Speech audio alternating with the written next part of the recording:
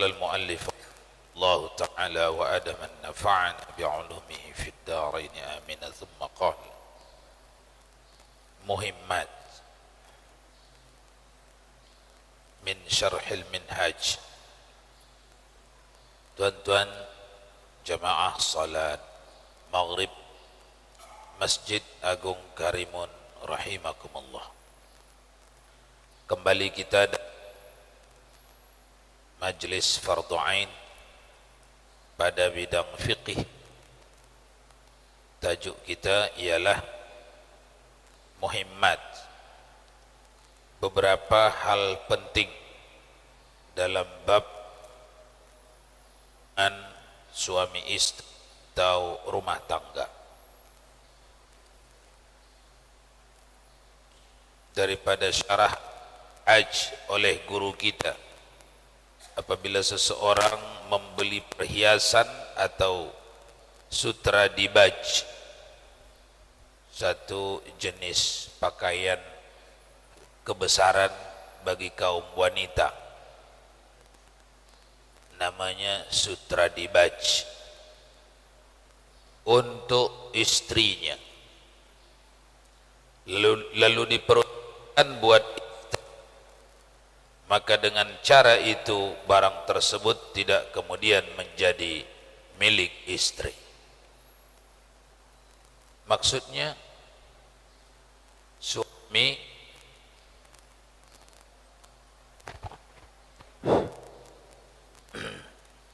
suami membeli pakaian, diberikannya kepada istrinya.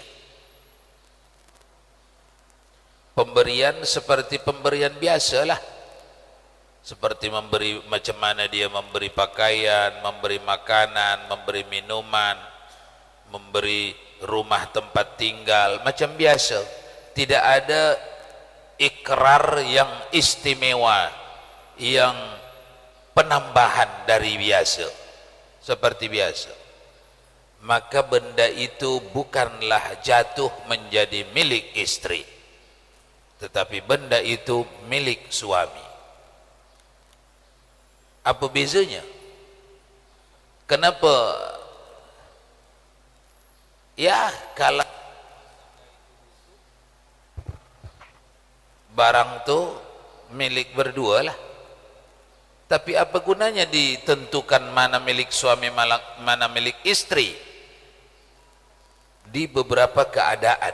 Yang pertama, di ketika meninggal istri. Meninggal istri itu, harta milik dia akan dibagi secara faraid. Masuk ke tak masuk ini, pemberian-pemberian ini sebagai harta dia? Jawabannya tidak. Jadi yang harta dia yang mana? Yang dibawanya sebelum dia menikah dengan suaminya ini, yang yang kedua, yang diikrarkan suaminya memang secara khusus menjadi milik dia, itulah yang sah dibagikan secara faraid. Jadi yang pemberiannya seperti biasa, tidak ada ikrar istimewa di atas biasa, itu milik siapa?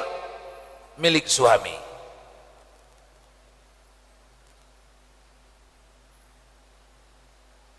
Faham ke tak cerita ni?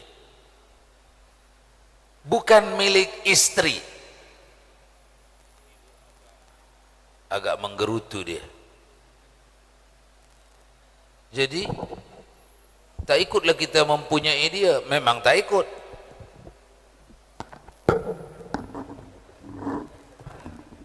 Ya, dari semalam.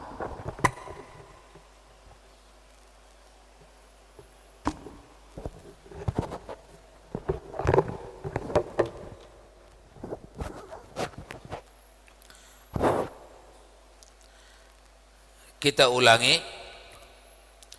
harta yang diberikan suami kepada istrinya, pemberian itu tidak diikrarkannya pemberian yang putus hak dari dirinya, atau ditandai dengan tidak adanya penyerahan secara istimewa dari biasa. Pemberian seperti biasa-biasa, seperti memberi makanan, memberi minuman, memberi pakaian, memberi perhiasan, memberi apa saja, semua yang diberi suami kepada istrinya ini tidaklah menjadi hak milik istri. Yang punya barang ni siapa? Suami. Yang punya hak kepada benda-benda ni siapa? Suami. Jadi kalau istri itu mati, tidak ikut ini yang dianggap sebagai harta milik istri itu. Karena milik istri itu kalau mati itu dia akan dibagi. Yang mendapat daripada harta dia itu siapa? Ayah dia, anak dia, saudara-saudara dia, itu yang akan mendapat harta itu. Suami dia juga dapat. Jadi harus ditentukan dulu, seorang istri harta dia yang mana? Di dalam rumah tangga ini yang mana harta dia? Itu soalannya. Jawabannya, yang pertama yang dia bawa dari ayah dia dahulu, atau yang diberi ayah dia, atau yang diberi orang lain secara khusus ke dia, bukan ke suami. Itu harta dia. Yang kedua, yang diberi suami secara khusus ke dia dengan memutuskan hak milik. Istriku, rumah yang ini yang baru kita beli ini saya bikin atas namamu. Memang engkau punyalah itu. Dah berniat saya itu. Itu jadi hak milik dia. Bukan hak milik suami. Yang tidak seperti itu, pemberian-pemberian suami yang tidak secara khusus diputus milikkannya kepada dirinya, itu milik suami. Kalau istri itu meninggal, jangan ikut itu dibagi secara faraid. Kemudian yang ketiga, harta-harta yang didapatkan di dalam usia rumah tangga, hukumnya harta suami, itu hukum asal. Namun kalau ada kesepakatan suami istri itu musyarakah, bersama-sama, bapaknya anak-anak, semua harta yang kita dapatkan milik kita berdua, bersama-sama. Kenapa demikian? Asalnya tidak ikut istri memiliki, kalau tidak ada ikrar. Nah, sekarang dibikin ikrar. Jadi saya mengurus anak-anak di rumah, tak payah engkau bayar, tak payah. Dianggaplah itu kerjasama kita. Engkau bekerja di luar, saya bekerja di rumah, mengurus anak-anak, mengurus rumah segala macam. Sama-sama dianggap, kita anggap ini suatu kerjasama kita. Setuju? Setuju. Maka harta yang didapatkan di dalam rumah tangga ini namanya harta musyarakah. Kalau meninggal salah seorang, harta dibelah dua. Yang sebelah bagian orang mati, yang sebelah bagian orang yang masih hidup. Yang dibagi secara faraid bagian siapa? Yang mati. Faham tak ibu-ibu? Ini selalu berlaku di masyarakat.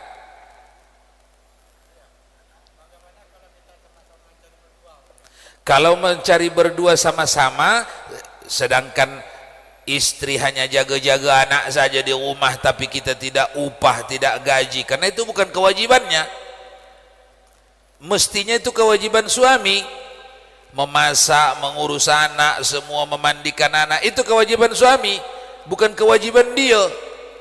tapi dia mau mengerjakan tanpa upah. Itulah sebabnya dianggap usaha kita di luar ni ikut juga dia yang punyanya. Itulah musyarakah. Apalagi dia ikut bekerja keluar, lagi musyarakah lah. Tak ada ikrar. Ya, itu pada musyawarah Majlis Ulama Indonesia tahun 67 sudah diputuskan itu. Walaupun tak ada ikrar, tapi sebaiknya dibikin ikrar. Tapi walaupun tak ada ikrar, mengata bangsa Indonesia tidak berikrar lantaran awamnya terhadap hukum syariat. Namun di situ putusan mahkamah, ketika hakim-hakim membuat putusan kepada umat Islam, hendaklah mereka menganggap itu sudah ikrar. Kenapa? Karena mengatanya orang tidak mengupah istri dia ketika menyusukan anak, menggosokkan pakaiannya, memasakkan nasinya, tidak mengupahnya. Padahal itu tidaklah kewajiban istrinya. Jadi walaupun tidak berikrar, pembagi duaan ini secara otomatik. Jadi kalau satu yang meninggal, harta yang meninggal saja yang dibagi. Jangan dibagi harta yang hidup. Tidak sah membagi harta orang hidup secara faraid, tidak sah. Yang sah dibagi secara faraid harta orang meninggal. Jadi caranya macam mana? Si A dengan si B suami istri. Lalu meninggal suami. Harta yang ditinggalkan 500 juta. Kalau dikumpulkan misalnya diuangkan 500 juta. 500 juta belah 250 juta bagi kepada istri karena dia masih hidup. 250 juta dibagi secara faraid. Nanti istri itu pun dapat lagi. Dapat lagi. Karena dia istri kepada orang yang meninggal. Tentu dapat dia. Atau sebaliknya, istri yang meninggal, suami seperti ini juga. Berapa harta yang ditinggalkan istri yang meninggal? Jawabnya, semua harta yang didapat di dalam masa rumah tangga, 1 miliar misalnya, bagi 2. Sebelahnya bagi kepada suami masih hidup. Sebelahnya milik istri yang meninggal. Yang sebelahnya inilah yang 500 juta ini dibagi secara faraid. Kita sudah lewat belajar faraid. Kalau meninggal seorang suami, ditinggalkannya seorang istri, 2 orang anak lelaki, 2 orang anak perempuan, berapa bagian?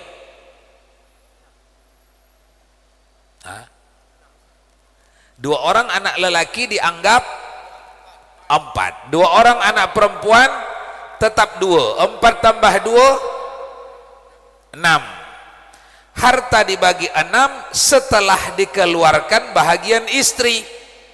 Istri apabila punya anak mendapat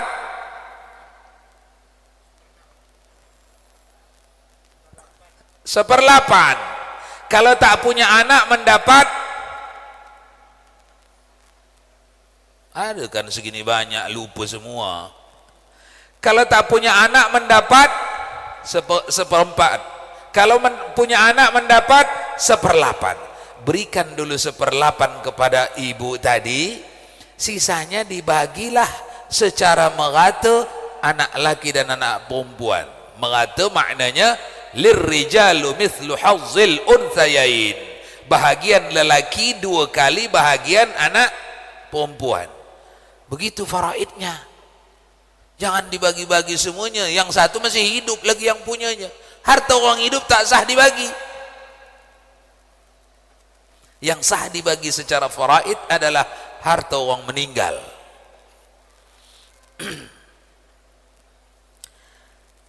Lanjut. Law ikhtalafa hiya waz-zawj. Siapa baca? Ustaz Abdul Qahar. Tafadhal. Bismillahirrahmanirrahim. Apabila istri berselisih dengan suami mengenai dihadiahkan apa dipinjamkan, maka suami dibenarkan dakwaannya seperti saja suami, yaitu ahli waris suami. Sudah. Rumah ini sudah diberikan suamiku dulu samaku, kata seorang istri. Diikrarkannya dulu. Jadi ini sah menjadi milik saya, tidak musyarakah lagi ini. Bukan milik kami bersama-sama ini, milik saya sendiri. Kata istri. Datang suami, tak ada. Saya tak ada bagi secara takhasus, secara ijab dan qabul. Maknanya milik kami berdua itu. Dibenarkan pendapat suami. Karena pada asalnya yang punya hak adalah suami. Hak itu lepas apabila diadakannya ijab dan qabul. Tapi diingkarinya tidak ada ijab dan qabul, dibenarkan pendapat suami. Satu, itu naus. Qiyasnya mana? Kalau ada surat, qiyas kepada ucapan. Kalau ada surat yang ditunjukkan oleh istri, rumah ini sudah diberikan suami saya dulu secara khusus, secara ijab qabul kepada saya. Jadi ini bukan harta kami musyarakah suami istri lagi, tak.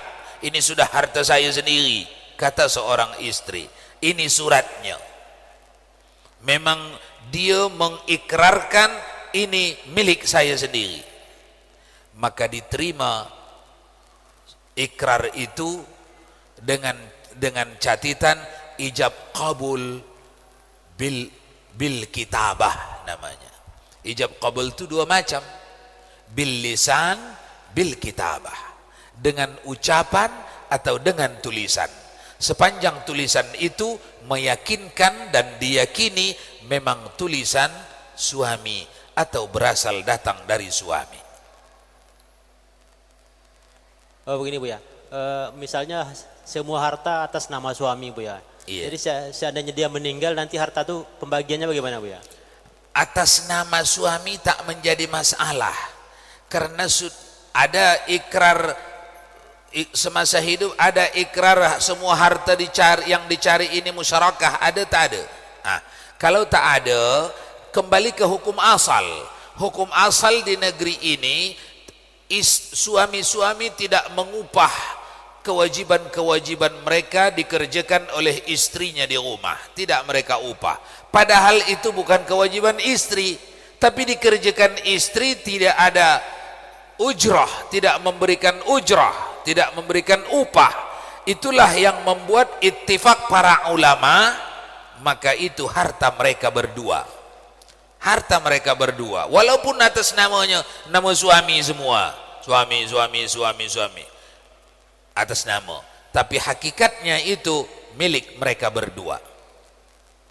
Jadi kalau mati salah satu, belah dua dulu, sebelah bagi kepada yang masih hidup, sebelah lagi dibagi secara faraid.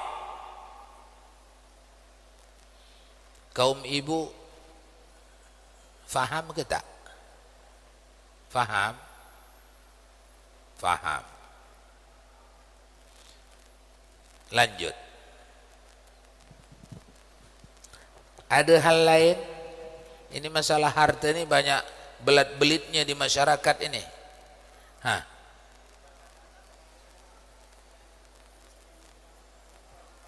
Tidak kewajiban dia.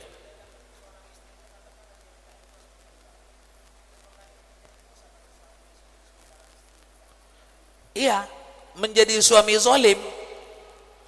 Kalau ada seorang istri dikerjakannya kerja-kerja rumah, memasak, mencuci baju suami, menggosok, tapi merengut saja muka dia, memang tak ikhlas dia, suami itu zalim, karena memang bukan kewajiban dia itu,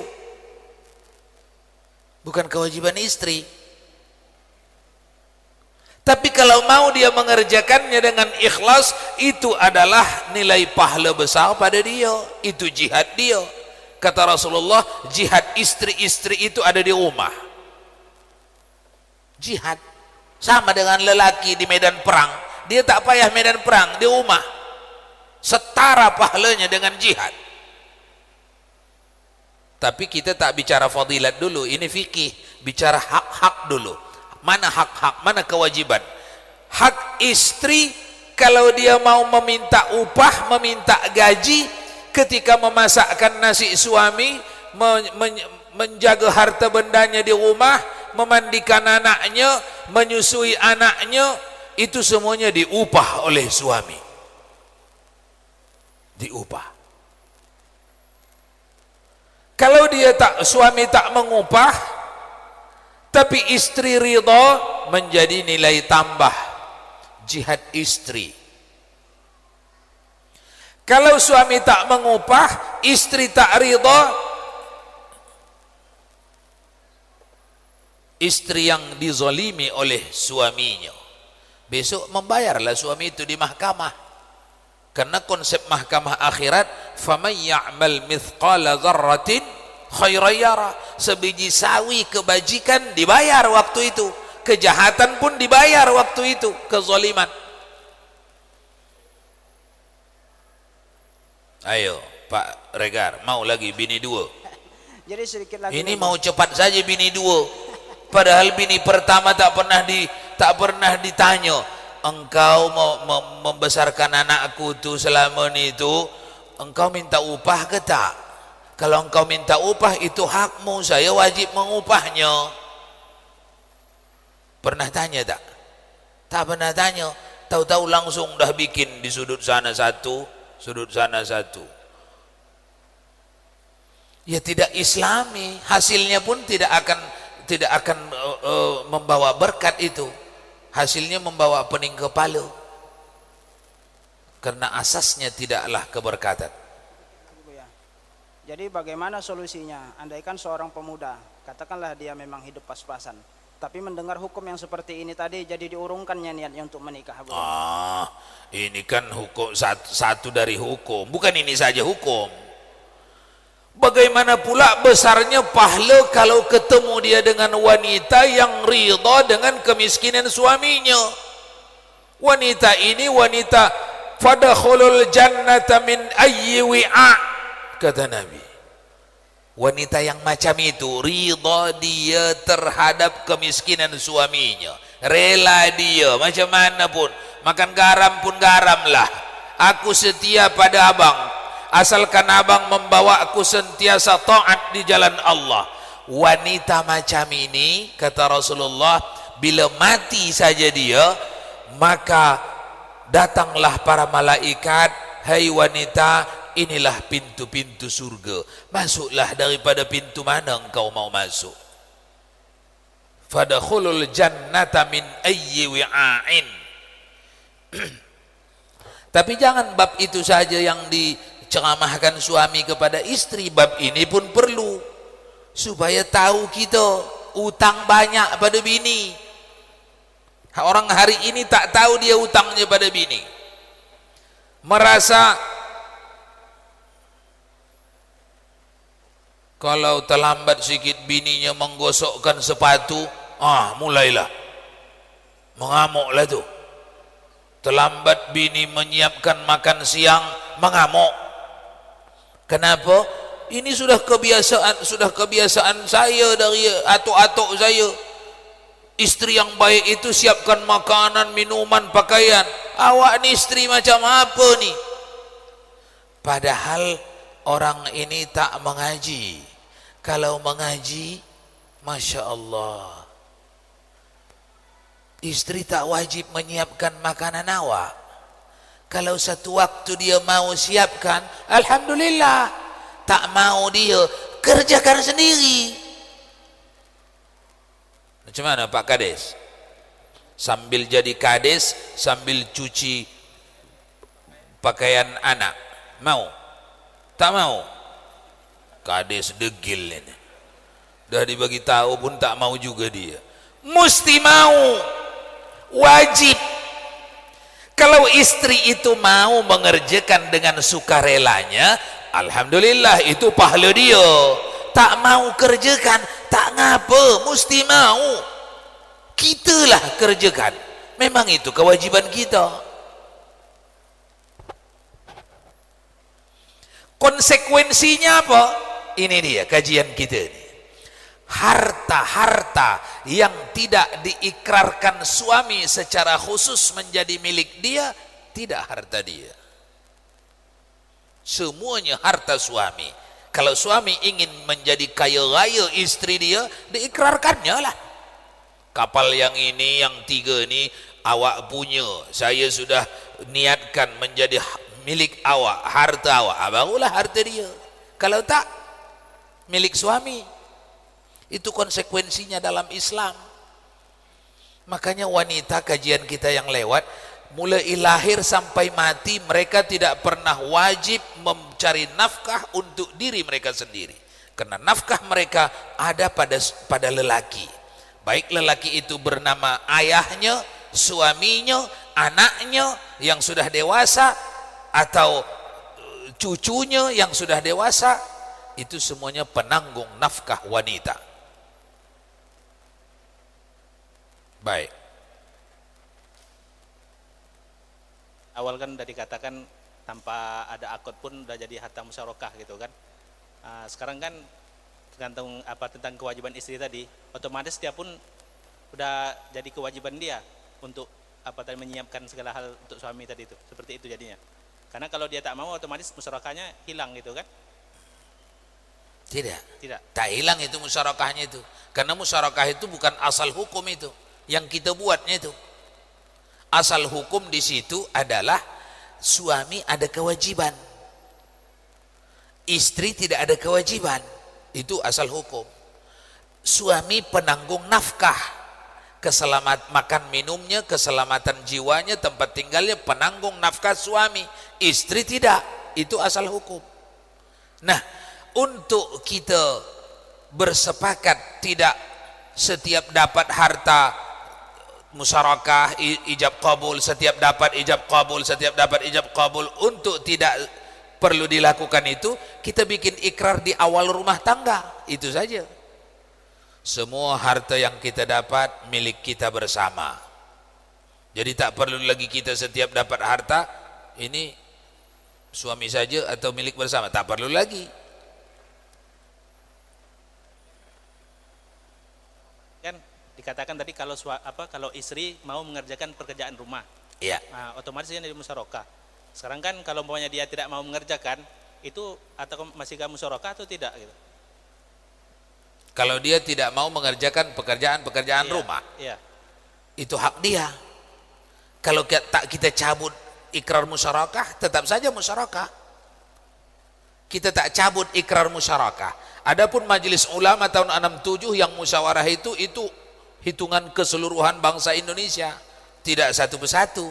Mungkin ada orang yang mencabut, ada yang tidak mencabut, itu hitungan satu-satu. Hitungan keseluruhan, karena terbiasanya, teradatnya mereka masyarakat tidak berikrar, maka diambillah, anggap keseluruhan lebih banyak yang tidak mengikrarkan, maka dibikinlah hukumnya sudah dianggap musyarakah kalau mereka sama-sama bekerja.